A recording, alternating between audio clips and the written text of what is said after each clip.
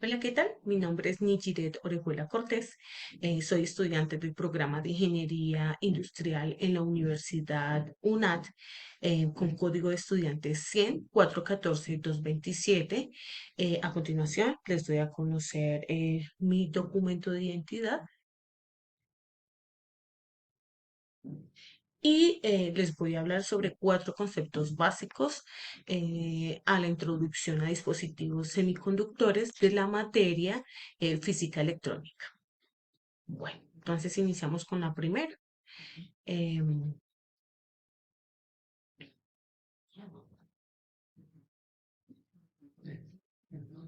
Primero, periodo, frecuencia, fase y amplitud de señal CA. ¿Qué significa CA? Significa corriente alterna.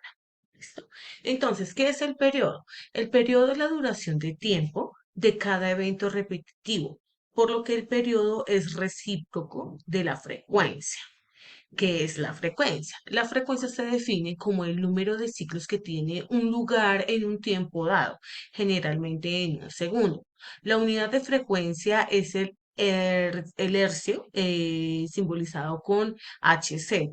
Un hercio equivale a un ciclo en un segundo. Y hay una relación entre el periodo y la frecuencia, ya que la frecuencia es inversa al tiempo que tarda un ciclo, es decir, el periodo. Entonces se expresa de la siguiente manera.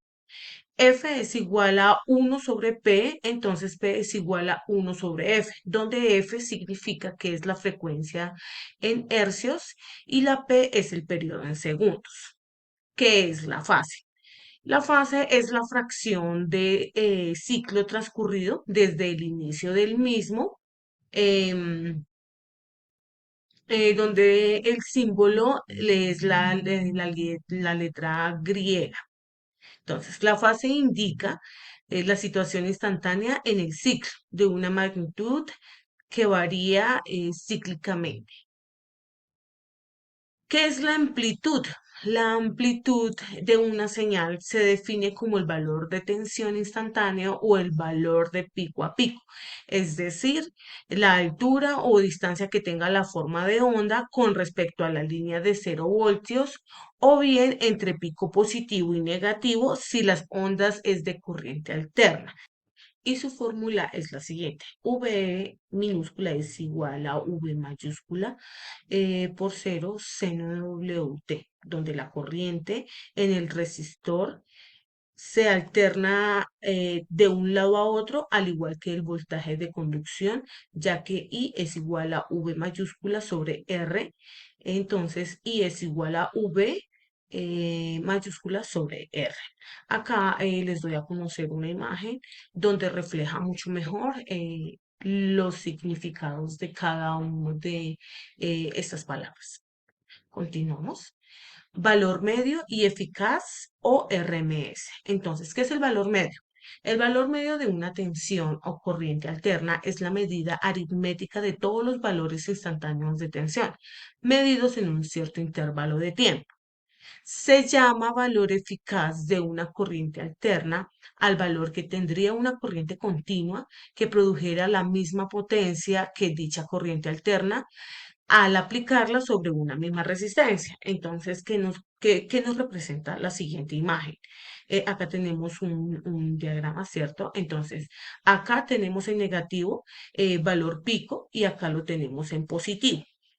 Antes de continuar, les doy a conocer que VP significa valor pico, VPR, valor promedio, VPP, valor pico a pico, VRMS, valor RMS o eficaz. ¿Listo?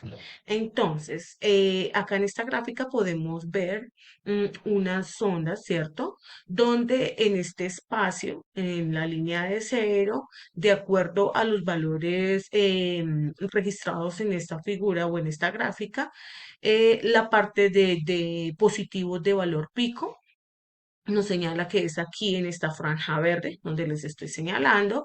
El valor RMS o eficaz es acá. El valor promedio va acá y nos dice que esta gráfica va sobre tiempo. sobre el intervalo de tiempo, como lo nombraba aquí anteriormente. Y nos dice que la URMS es igual a 0.707 valor pico y la VPR, que es el valor promedio, es igual a 0.636 valor pico. Zona Zener de un diodo. Entonces, ¿un diodo qué es? Es un componente electrónico que permite el paso de la corriente solo en un sentido. Los diodos Zener se encuentran diseñados para mantener un voltaje constante en sus terminales. Para esto debe ser polarizado inversamente con un voltaje por arriba de su ruptura.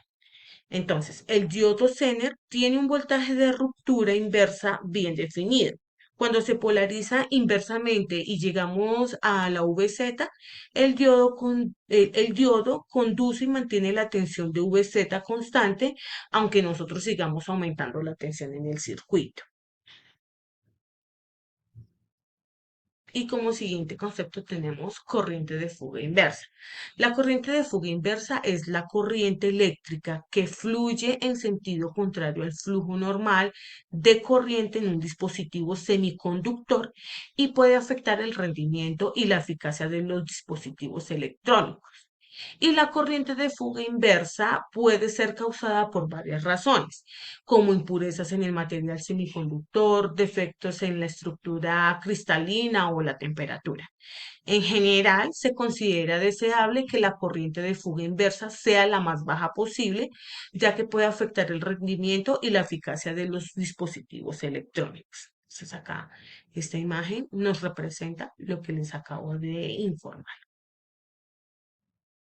Entonces, como último teníamos una pregunta abarcando esta parte de la física electrónica que dice que qué es el grafeno y cuál es su importancia en la fabricación de dispositivos. Entonces, el grafeno es una nanomaterial, o sea, es un material con dimensiones inferiores a una millonésima de milímetro que está compuesto por una agrupación de átomos de carbono que están colocados con una configuración hexagonal, similar a la que tendría un panal de abejas. Es una capa de carbono que tiene solo un átomo de espesor y se trata de un material con un grosor muy pequeño, considerándolo como bidimensional, es decir, que ocupa solo dos dimensiones en el espacio. En cada milímetro de grafito, como el que usas habitualmente en los lápices escolares, hay 3 millones de capas de grafeno. 3 millones de capas de un material con grandes propiedades y características que hacen que sean muy útil y con muchas aplicaciones en el día a día. Es superconductor, es duro, es ligero, es resistente. Como conductor del calor, supera a todos los materiales y también es un perfecto conductor de la electricidad. Tiene incontables aplicaciones en la física cuántica y pues además es muy abundante, lo cual multiplica sus posibilidades de revolucionar la industria. Los científicos galardonados han logrado con sus experimentos novedades aplicaciones del grafeno en el ámbito de la creación de nuevos materiales, así como en la industria electrónica. De hecho, se considera que el grafeno posibilitará la fabricación de ordenadores mucho más eficientes, ya que los transitores que emplean este material son mucho más rápidos que los de silicio comúnmente utilizados en la mayor parte de aparatos electrónicos.